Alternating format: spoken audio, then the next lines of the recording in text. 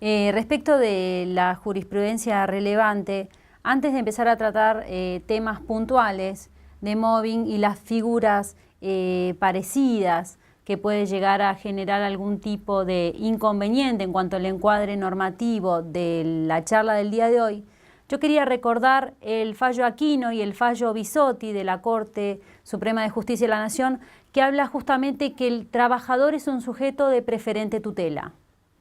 El doctor Loguarro recién habló de trabajo decente. A partir del año 1995, la OIT ha implementado trabajos en cuanto a la categorización de la decencia en el trabajo. Tomar al ser humano como ser humano trabajador, a los efectos de brindarle todas las características protectorias que necesita para trabajar en paz y dignificarse. No es más que la tendencia que el trabajo dignifica, que eso lo teníamos inicialmente en la doctrina de la Iglesia, en las encíclicas, podemos citarlo a Juan Pablo II, a Juan XXIII, que fueron sumamente interesantes en cuanto a limitar el poder del empleador en estos aspectos, a reducir la jornada de trabajo, a equiparar el trabajo de mujeres con varones, sino que justamente lo que hace el OIT es, a partir de esa base mínima que se genera a principio del siglo, a fin del siglo XX, involucra al ser humano en un ser humano trabajador en cuanto al trabajo decente. Hablamos del año 1995, eso da la pauta a un montón de fallos progresistas y de leyes progresistas en cuanto a la aplicación de esta normativa a nivel mundial. No es casual que conforme, más allá que la reforma constitucional del 94 es anterior a esta determinación por parte de la Organización Internacional del Trabajo, no es casual que nuestra Constitución Nacional en el bloque federal constitucional incorpora a los efectos de equiparar estas condiciones laborales y de respetar al trabajador como un ser humano trabajador y no un mero engranaje de una producción, como lo veíamos anteriormente en las teorías fordistas y demás, sino que justamente lo que hace es hacerse de toda esta batería de derechos proteccionistas en los que encontramos la protección a los niños, la protección básicamente a las mujeres en cuanto a la igualdad, en la no discriminación, los tratados sobre derechos humanos en general, las cartas de la OEA y tratados que tengan justamente que ver con la protección de este ser humano. A partir de esta introducción y volviendo a la necesidad de contar con que el trabajador es un sujeto de preferente tutela, comienzo con la jurisprudencia que elegí para cerrar esta charla del día de hoy. Comenzamos por momentos. Tenemos Reinhold Fabiana con Cablevisión Sociedad Anónima sobre despido. Es un fallo del 12 de octubre de 2007, uno de los más de los más importantes en cuanto a que comienza la Cámara a partir del doctor Miguel Ángel Maza a hablar con más contundencia respecto del mobbing y las diferencias que existen con otro tipo de figuras de violencia. La señora Reinhold trabajaba en la empresa Cablevisión, estaba en el departamento de call center, por unas cuestiones que lamentablemente tengo que reparar en ellas, la crisis del 2001, lo que fue el corralito, el desbaratamiento de las empresas, las fusiones, todo el bagaje de desmembramientos de derechos a los trabajadores y de jornadas extensas y de presión y demás, traídas por justamente la crisis mundial y básicamente lo que sucedió en nuestro país. Se vieron muchos momentos de fragilidad a los trabajadores. La señora Reinhold a partir de ese momento comienza a tener problemas de salud en cuanto a ataques de pánico, ataques de estrés, lo que genera que en dos oportunidades en el año 2001 se vea con la necesidad de tomar licencias. En una de sus licencias con certificados médicos completamente acreditados, médicos de la obra social. Ella no se atendía con la aseguradora, sino que directamente iba a su médico de la obra social, un psiquiatra que le empezó a atender. Le prescribió días de reposo con medicación y con un tratamiento continuo seguido en el tiempo. En una de esas licencias, como la señora Reinhold, aparte de ser operadora del call center de Cablevisión, tenía como carrera de grado la de diseñadora gráfica, en el ínterin de su licencia a su supervisora se le ocurrió, a los efectos de enaltecer la figura del trabajador, de enaltecer la mayor competitividad por parte de la empresa, de generar unos newsletters para los empleados, los mismos dependientes, los pares de Reinhold, para que promovieran el producto. En definitiva, la empresa se beneficiaría con una serie de condiciones extras que serían repartidas a todos los trabajadores, casualmente junto con su recibo de sueldo, abrochados a su recibo, o sea, lo tenían que recibir sí o sí, y que este tipo de trabajo lo iba a hacer Reinhold. ¿Cuál fue el problema? A Reinhold no le pagaron ese trabajo extra. Y encima Reinhold lo hizo para no perder su trabajo durante su momento de licencia. Ahí hay un carácter, ahí está el carácter clandestino de todo este tipo de tareas, y más aún considerando que el trabajo no se presume gratuito, sino que tiene que ser remunerado. Vuelve de la licencia Reinhold, nunca le pagaron este trabajo extraordinario. Le siguieron pagando perfectamente sus tareas como dependiente del call center. Después la Junta Médica de Cablevisión consideró que no podía volver a la atención al público por sus problemas de salud y demás, por sus problemas psiquiátricos. Entonces la tienen ahí como en stand-by, esperando que algo suceda. Y después de un mes de no darle tareas, Reinhold a todo esto intimó, Cablevisión decide pasarla al departamento administrativo. Le cambia el horario. Reinhold trabajaba a la noche, de 19 a 1, hacía parte de su horario nocturno. Le cambia el horario, le cambia el jefe, le cambia el lugar, le cambia los compañeros. Le cambia las condiciones de trabajo. No le aumenta el sueldo, teniendo en cuenta que la tarea era diversa, no la capacita. Y Reinhold vuelve a tener episodios de estrés. Luego de estos episodios de estrés, toma una nueva licencia y una vez vuelta de la licencia, la empleadora, sin especificar causal alguna, como la ley de trabajo, la ley de contrato de trabajo lo permite, porque de hecho la estabilidad es meramente relativa, no hay una estabilidad absoluta, decide despedirla. Esto trae aparejado al inicio de las actuaciones judiciales Reinhold Fabiana con Cablevisión Sociedad Anónima sobre despido. Reinhold hablaba de más allá del despido, de la necesidad de la reparación por un acoso laboral o mobbing. ¿Qué es lo que se decidió en la Cámara? En la Cámara el doctor Massa con su primer voto, después el doctor Pirolo adhiere. Lo que decía Reinhold era que este tipo de actitud era de carácter persecutoria por parte de la empresa. Era una actitud que le habían tomado a ella hablando así en un idioma bastante cotidiano, la habían tomado de punto, que ella tenía todos los certificados y que no le valoraban su trabajo, que encima de eso la habían hecho trabajar obligadamente por estas cuestiones acosadoras durante el periodo de su licencia, y encima, tras que la hicieron trabajar, no permitieron que ella se hiciera de la ganancia por esa labor extraordinaria que había hecho.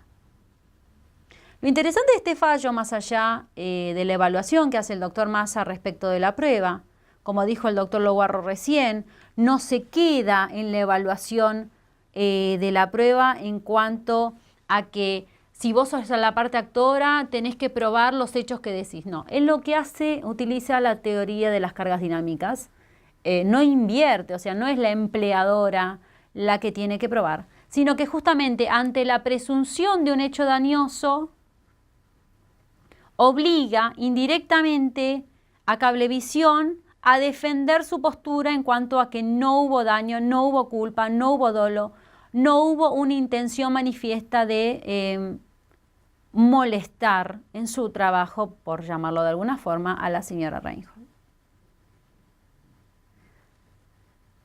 El doctor Massa, asimismo, lo que hace es diferenciar la categoría de mobbing, la figura de mobbing, de la figura de la violencia laboral general o de la violencia psicológica general. ¿Él dónde apunta? Él apunta a que el mobbing es una actitud por parte, una acción por parte de una o varias personas continuada en el tiempo con un fin perverso destinado, permitido por parte del acosador, que se permite, que le da placer, que no le genera ninguna culpa ni ningún remordimiento, destinado a socavar la psiquis de la persona elegida, de la persona acosada. O sea, hay como un inicio destinado puntualmente con una línea, con un fin determinado hacia la persona a quien yo acoso. La perversión, el dolo, la premeditación es justamente parte de esta línea directa hacia la persona acosada. La intencionalidad manifiesta por parte del acosador o de los acosadores, porque el doctor Loguarro recién hablaba de los side movers, de estas personas que se callan la boca, que miran para otro lado, o que por temor, o que no dicen nada, o que asimismo colaboran para enaltecer la figura del acosador principal y darle mayor prestigio para socavarle la integridad moral y psíquica de esta persona, de la acosada.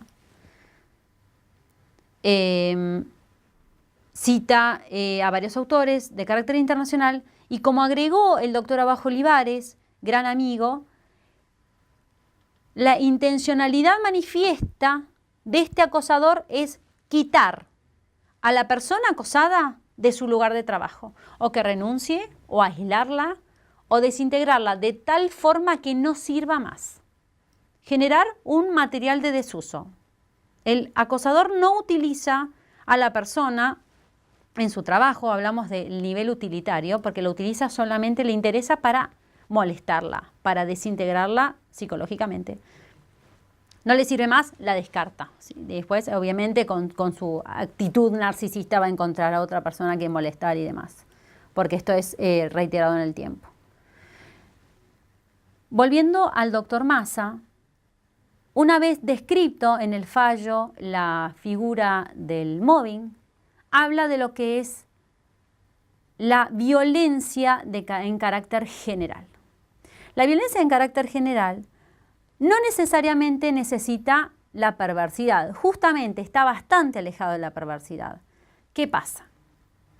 Si yo soy violento, no necesito ser perverso. Es bastante fina la línea de división en cuanto a la violencia general y a la violencia característica del mobbing. ¿Por qué? Porque el violento es violento. Pero hay que ver si en realidad tiene la necesidad de quitar de su lugar de trabajo, de menospreciar a una persona o a varias personas con el fin mismo. Eso es lo que le habla de perversidad. Es la apunto y hasta que no la derribo, no paro. Cuando más hace esta diferencia, refiere a que el lugar, el ambiente de trabajo, y más que nada en el año 2001, era violento naturalmente. Era un lugar de trabajo en Cablevisión, más que nada en el call center o en la parte administrativa, donde recibían los reclamos de todos los trabajadores o los de los proveedores que no se le pagaban, había problemas con los giros, con los pagos rebotados, los bancos. recordemos esa época de nuestro país. Él decía que era todo violento, que no era con Reinhold nada más, que Reinhold podía tener algunas características personales de ella, no le quita, digamos, la responsabilidad a Cablevisión para nada, tampoco victimiza a Cablevisión en cuanto a decir, no, la empresa realmente estaba en malas condiciones y entonces tenía que actuar así, no, en lo más mínimo, sino que justamente refiere a que era una actitud general que tenía para todos los dependientes. Que esa perversión, ese apunten hasta que no termines, no paro, no existía puntualmente con Reinhold. Entonces él lo que ve es que el trato para con la señora Fabiana Reinhold por parte de Cablevisión no era un trato a partir de la figura del mobbing, sino que justamente tenía que ser reparado en cuanto al debido deber que tiene el empleador en el cuidado de cada uno de sus trabajadores. El 75 de la Ley de Contrato de Trabajo habla del deber de seguridad. El doctor recién refirió al artículo 14 bis. Yo también hice una pequeña introducción respecto del bloque constitucional de derechos humanos. Y dice que tiene que ser reparado, pero desde otro lugar. Entonces, ¿qué pasa? No puede ser reparado por hechos del dependiente, ¿por qué? Porque el 1113 no tiene espacio. O sea, toda esa actitud violenta que tuvo su supervisora, después por parte del jefe de recursos humanos, de Reinhold dependía como su segundo jefe y demás, justamente los quita, si bien no estuvieron demandados, pero les quita la responsabilidad en cuanto a que no son personas que tenían un fin determinado para con ella. Para todos era igual. Reitero, Reinhold tenía características personales determinadas que hicieron que en ella, que explotara o que se manifestara esta debilidad en su carácter. No estoy diciendo que Reinhold es débil en su carácter, sino que justamente algunas personas, por cuestiones cotidianas, personales, de vida, de historia, tenemos o no más posibilidad de soportar determinadas situaciones que otras. El empleador, independientemente de la característica personal de cada uno de sus dependientes, debe resguardarlo. ¿Cómo se traduce esto? Que si yo tengo a una persona que le pasa determinadas cosas o que sufre en su ambiente de trabajo, la tengo que correr para darle un lugar mejor, no la puedo despedir. Y si la despido por una incapacidad o porque no tengo posibilidad de darle otro trabajo.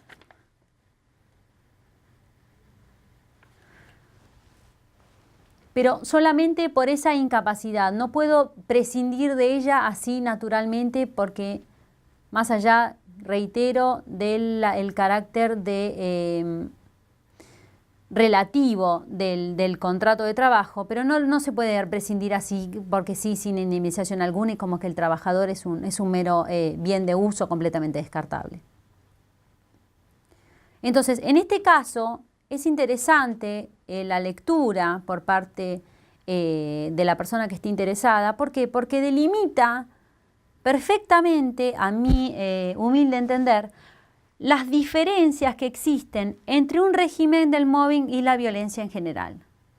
También hace hincapié en la evaluación de la prueba, también hace hincapié en los daños a reparar, habla de la necesidad de una reparación integral, pero desde que es justamente muy difícil ponerle precio a la vida, ponerle precio a la voluntad, ponerle precio a la moralidad, ponerle precio al espíritu de una persona. ¿Cómo hago yo como juez para evaluar el dolor que esa persona pudo haber tenido en un momento determinado en su vida, en su trabajo?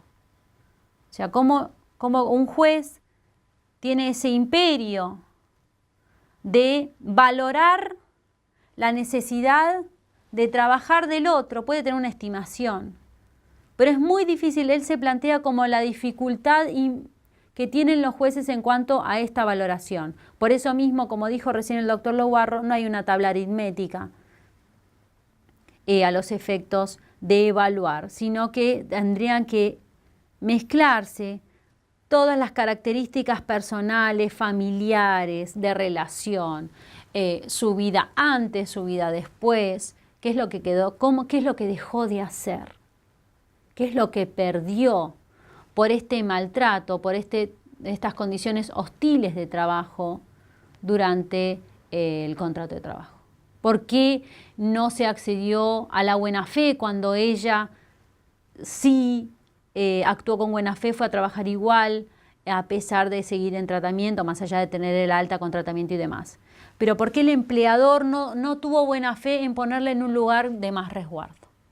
Esos son los interrogantes que se hace el doctor Massa y que, bueno, al final de sus fallos revoca la sentencia de primera instancia que no hizo lugar al mobbing, pero la revoca en cuanto no hacerle lugar a esta figura, sino que justamente hace lugar porque él ve que, sin perjuicio de los hechos en la demanda, él ve que existe un daño, y conforme obviamente la demandada se excluyó de culpa y cargo de absolutamente todo, él ve que el daño a la persona tiene que ser reparado.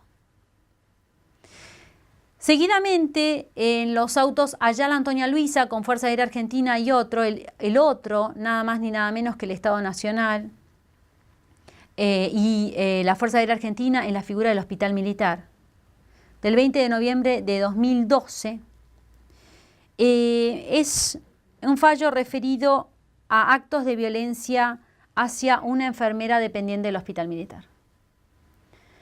Tengo que referir a que si bien la señora Ayala habló de mobbing, la figura del mobbing no está vista.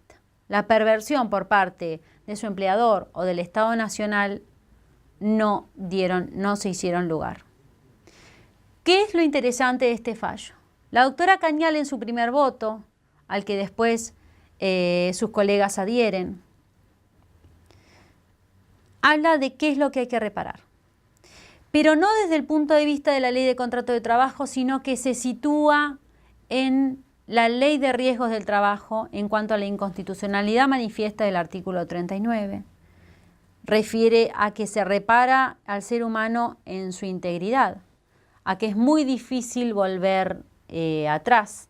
Hay un dicho que dice que si uno hace un hachazo, o sea, si uno tiene un hachazo en una pared o en una puerta, por más que quite el hacha, por más que lo remueva con masilla y lo tape, la marca va a quedar.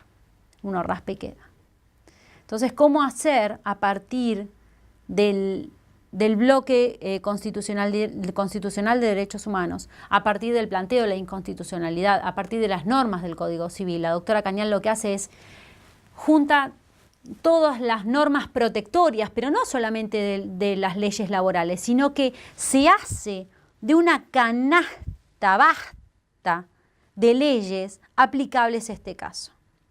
La doctora Cañal dice, sí, está bien, no es mobbing, es un accidente de ley especial, es un accidente que debe ser reparado. La RT tiene que tomar parte de este accidente, ¿por qué? Porque independientemente de que esté o no esté listado, el listado es inconstitucional. Yo no puedo decir qué reparo y qué no reparo. Cuando el sujeto de preferente tutela, como lo dijo la Corte Suprema de la Justicia de la Nación en el fallo Aquino, dice que se tiene que cuidar al trabajador, que el trabajador es un ser humano trabajador, no es el trabajador solo.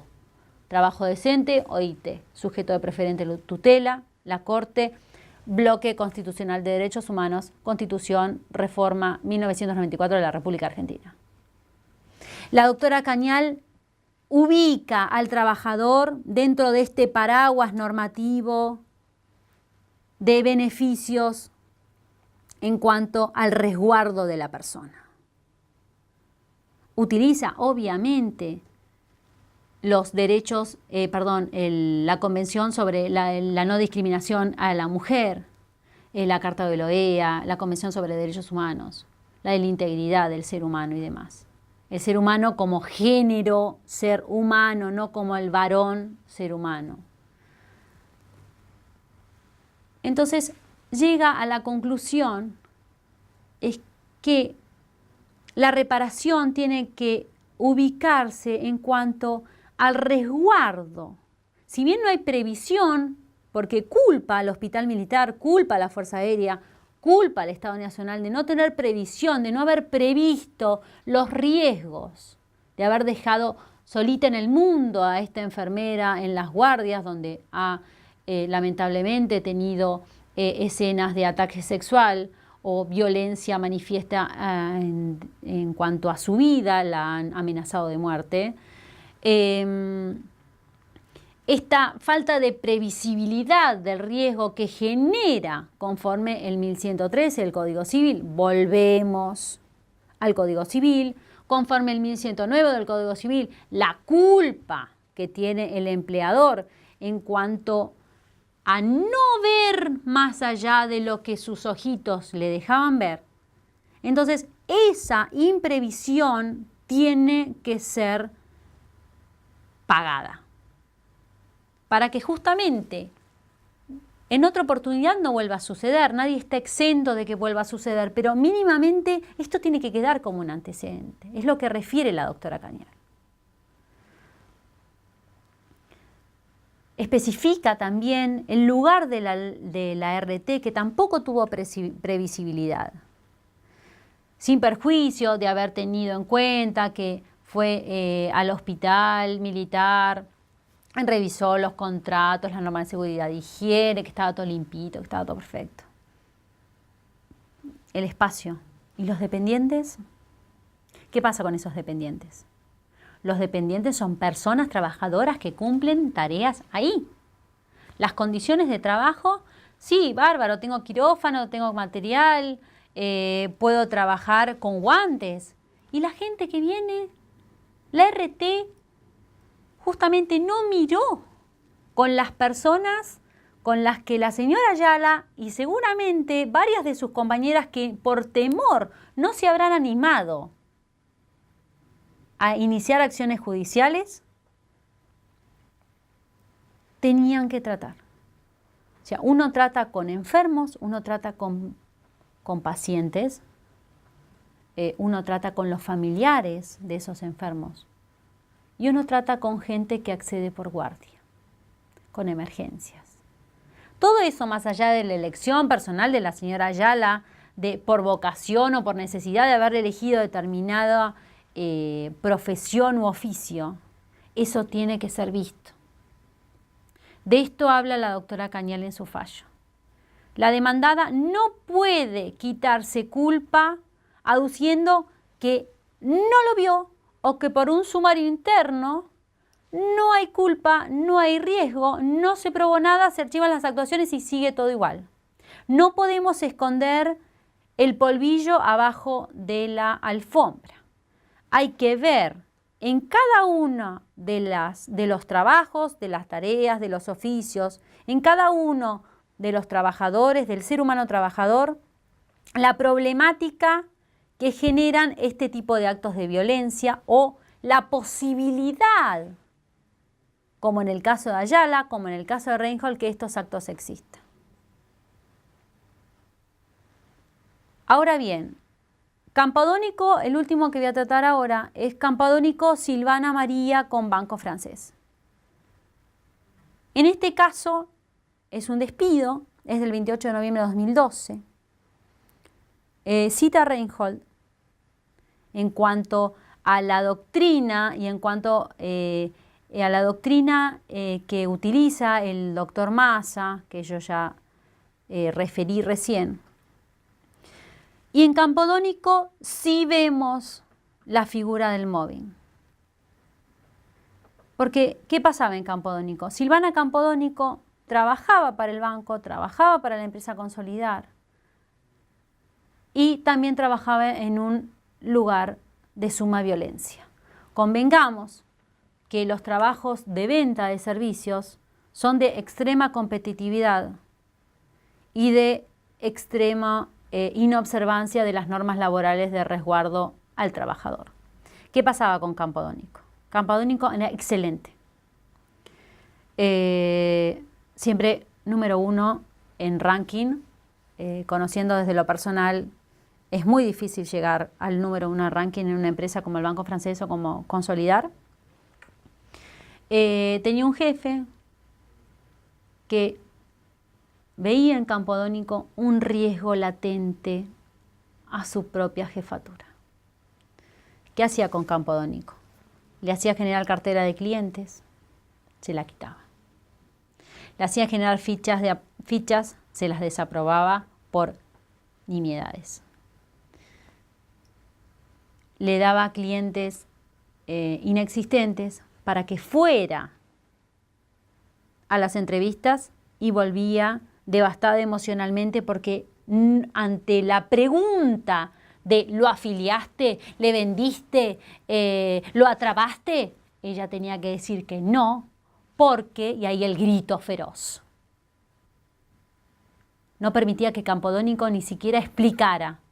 Claro, era obvio, Campodónico no había encontrado a nadie. Todo este tipo de conductas llevaron a que ella se desintegrara moralmente. Ni siquiera llegó el momento de una de las declaraciones de testimoniales que son riquísimas, que en los 3 fallos se transcriben las declaraciones testimoniales obtenidas en primera instancia. Campodónico no podía almorzar porque este señor se acercaba al escritorio y golpeaba. Entonces ella era como que veía que su plato de comida saltaba, le quitaba las ganas de comer, le gritaba enfrente de sus compañeros, no permitía que fuera al toilet. O sea, cosas insólitas que uno quizás trabajando las ve como que no puede ser, pero lamentablemente son hechos reales, porque no puede ser que 5 testigos por la parte actora hayan declarado exactamente lo mismo, compañeros, no compañeros, algunos de la demandada también hicieron alusión al carácter exacerbado que tenía este señor y demás. Ahí es donde la Cámara considera que todos los testimonios son coherentes y tendientes a la prueba de los hechos expuestos en la demanda. Entonces, lo que la Cámara ve es justamente este hilo conductor del que yo hablaba inicialmente en cuanto a la perversión necesaria para la figura del mobbing. Es un fallo, digamos que en su extensión es el más corto de los 3, pero es sumamente rico en cuanto a la descripción que utiliza y en cuanto a cómo utiliza los elementos aportados en primera instancia para ubicarlos en tiempo y espacio y poder llegar a entender este hilo conductor de la actitud perversa por parte de este dependiente, 1113 del Código Civil, de la empresa Consolidar fusionada o en relación con el Banco Francés, porque convengamos que Campodónico vendía productos de una empresa o de otra, recibió un recibo de sueldo y demás. Esas son cuestiones ajenas a esta charla, pero que en algún punto también desintegran moralmente a un trabajador, porque si yo trabajo para 2 empresas, necesito 2 recibos de sueldo, 2 aportes y demás. O sea, seguimos sumando a la injuria, a la clandestinidad a esta trabajadora. Porque si no le hubieran hecho nada, si le hubieran dejado almorzar tranquila, continuar con su cartera de cliente, muy probablemente Campodónico hoy, año 2014, seguía trabajando para el banco. Porque uno se acostumbra mal a este tipo de tratos. Pero ya la perversión, la intencionalidad de devastarla, de hacerla desaparecer del mapa, porque justamente una persona tan excelente era un riesgo para este señor. Lo probaron los testigos, lo dijo ella en su demanda, y asolapadamente dieron a entender a algunos de los testigos de la demandada. Entonces, en este último caso, acá se prueba la figura del mobbing. Reitero, la figura en cuanto a la necesidad manifiesta de degradar, desintegrar, excluir, socavar emocional y espiritualmente a una persona por parte de otra. Obviamente, Consolidar y el Banco Francés son personas jurídicas. Ellas hablan a partir de sus dependientes. Ellas hablan a partir de sus dependientes de última categoría, los intermedios, los supervisores, los gerentes de sucursal, los organismos del directorio. Entonces, en este caso, consolidar, porque este señor no era solo él, sino que tenía gente arriba que también lo verificaba, o sea, también lo tenía que cuidar, tenía que ver cómo trabajaba, lo tenía que controlar en algún punto, no el control directo, persecutorio, sino de ver cómo se manejaba con su grupo de trabajo. Convengamos que este tipo de empresas tienen una vez por semana o cada 10 días reuniones de grupo en cuanto se ve qué se vendió, qué se dejó de vender y demás. O sea, se tendría que consolidar por parte de la gerencia, si hablamos de una estructura lineal, tendría que haber visto este tipo de cosas. No puede no verlo. Entonces, por los hechos del dependiente, consolidar asume la responsabilidad indirectamente, porque es un juez el que le dice, vos sos culpable por negligente, sos culpable por no haber visto el daño, a partir del hecho de un dependiente para con una de sus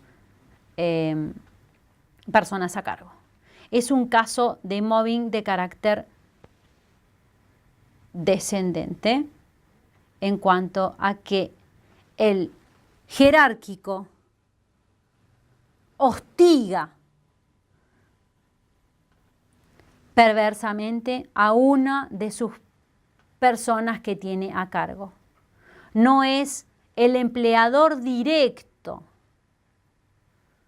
pero sí una persona que tendría que haber sido vista por quien fue el empleador directo en cuanto a esta actitud de menoscabo emocional manifiesto. Con este tercer fallo, Campadónico Silvana María, cerraría los fallos elegidos en cuanto a la figura del mobbing y la necesidad de evaluar cómo tengo que demandar. No todo es mobbing, no todo es perversión. No todo es igual a la conducta perversa manifiesta por parte de una persona dirigida a otra. No todo es violencia emocional, no todo es violencia laboral. Tenemos que ver detalladamente el caso, cada uno de los casos, a partir de la buena categorización de la demanda. ¿Por qué? Porque si bien la Corte en la causa Colalillo, que ya tiene más de 50 años, dijo que cuando existe un perjuicio, el juez está obligado a acudir a él, o sea, tendría que utilizar la figura de iura nobis curia. No todos los jueces o todas las personas están de acuerdo con esta noción. Pero justamente no puedo dejar de ver el núcleo, la tipicidad de este delito. No puedo utilizar como globalmente todo por igual. Reitero, Colalillo habla de la necesidad intuitiva que tienen los jueces en cuanto a verificar si hay un daño, no pueden volver la cabeza para atrás. Pero tampoco el hecho es de arriesgarse a no tipificar y arriesgarse a que por no demandar correctamente con la tipicidad que merece un delito. Recordemos que no estamos en el Código Penal, que si la tipificación está mal, no se ve nada más y se archiva el expediente. Pero el riesgo no hay necesidad de llevarlo. Entonces, verificar los hechos oportunamente y verificar si este hilo conductor de que yo estoy acá y hasta que no te bajo. El doctor Loguarro lo dijo con unas palabras mucho más técnicas que yo, pero no te extermino emocionalmente, no paro. Eso es mobbing. Lo demás tenemos que ver qué tipo de violencia es. ¿Es reparable? Sí. ¿Hay necesidad de reparar? Sí. en unos casos de una forma y en otros casos de otra. ¿Hay daño moral?